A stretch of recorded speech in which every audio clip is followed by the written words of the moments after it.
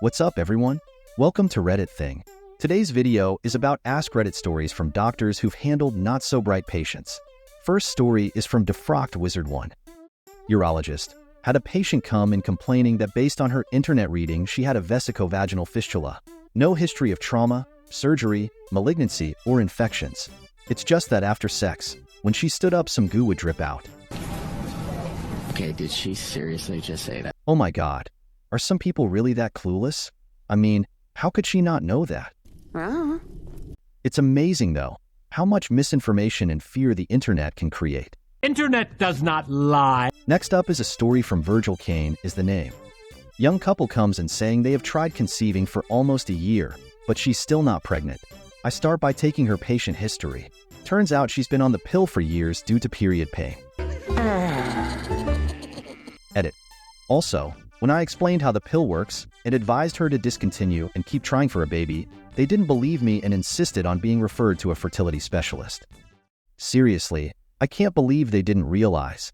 It must have been so frustrating for you to explain how the pill works, only for them not to believe you. I hope the best for them. Next we have a story from Kitty Bean. When I worked as a medical assistant in an OBGYN clinic, a patient called to make an appointment because she needed a fallopian tube. I was so confused. I asked her if she was meant that she wanted to get her tubes tied.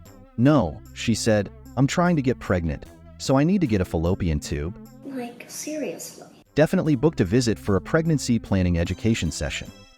Did she think that she didn't have a fallopian tube and wanted to get the fallopian tube so she could get pregnant?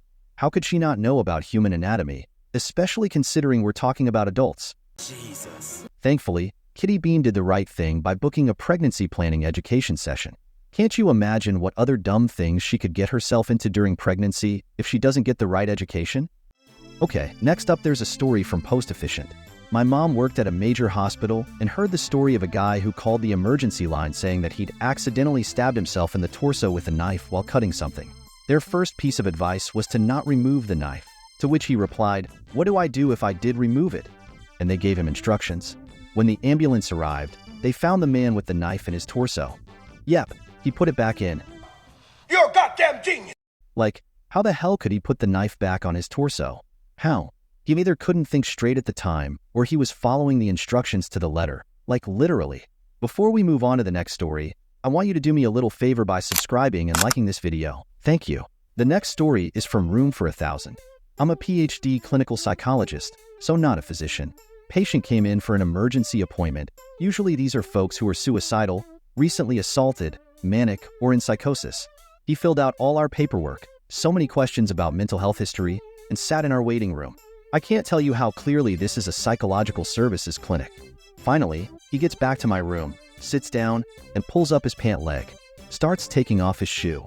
My man had ankle pain. Me, I'm really sorry you have been waiting for so long, but unless you want to talk about how your ankle pain is making you feel, there isn't anything I can do. I was entertained. It took a little convincing that I wasn't holding out on him. No, I wouldn't just take a quick look at it. He was baffled and kept saying, "But you're a doctor." I'm not convinced I successfully explained the difference between a psychologist and a physician. I don't even think he was drug-seeking. He was freshly 18 and not the brightest bulb. He eventually limped off to the nearest urgent care. Poor kid. Hope he's okay out there. Unless you want to talk about how your ankle pain is making you feel. That's really getting to me. Poor kids waited for an hour in the waiting room only to find out they went to the wrong doctor. It's nice, though, seeing the doctor patiently explain to him that there's a big difference between a psychologist and a physician. Next is from Electro516. Was a med student at the time. IV drug users couldn't find any more veins. Looked down and saw the dorsal vein of the penis. Tried to inject it there. Missed and got it into the shaft. It got very infected and swollen and developed cellulitis. He tried to drain what he thought was an abscess. It wasn't, it was just cellulitis, himself, with a steak knife. Now it was extensive penile cellulitis with 2 stab wounds in it. Angriest looking penis I've ever seen. That must be incredibly painful, like 10 out of 10 pain for me. I can't even imagine how agonizing that must be. The level of infection and damage he must have endured is unreal.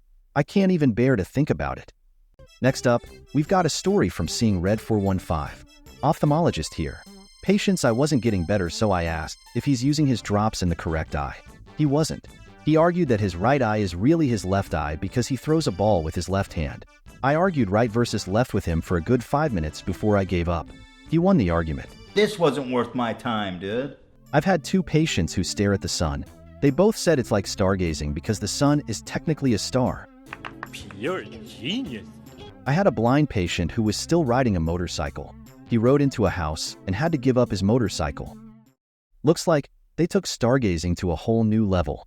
Most people usually stargaze at night, but not them. I don't know. Maybe their schedule doesn't allow them to do it at night, so they have to do it during the daytime. What a genius. Okay, next we got a story from Rhymes with Lasagna. Not a doctor, but was an administrator at an ophthalmology clinic. 1. A patient had to be prescribed some pills before his eye surgery. He returns 5 minutes after his consultation super concerned, as he didn't know how he was going to get the pills into his eyes. What? Our nurse suggested that he try swallowing them.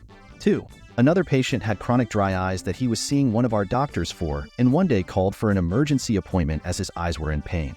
Apparently, he had heard of honey being used in eye drops to help with dry eyes, so the man put straight honey onto his eyes. I'm speechless. How could he think he needed to put the pills in his eyes?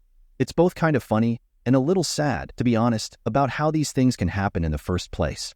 And the second patient with the honey in his eyes, that's just sad, you know? He must have been so desperate for relief that he tried something so unconventional. Lastly, we have a story from Cat Rosie. For me, it is the funniest story in this video.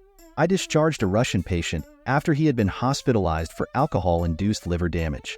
As I was getting him out the door, I impressed upon him the importance of avoiding alcohol, and he asked me, sincerely, if vodka was considered alcohol. Is this some kind of joke?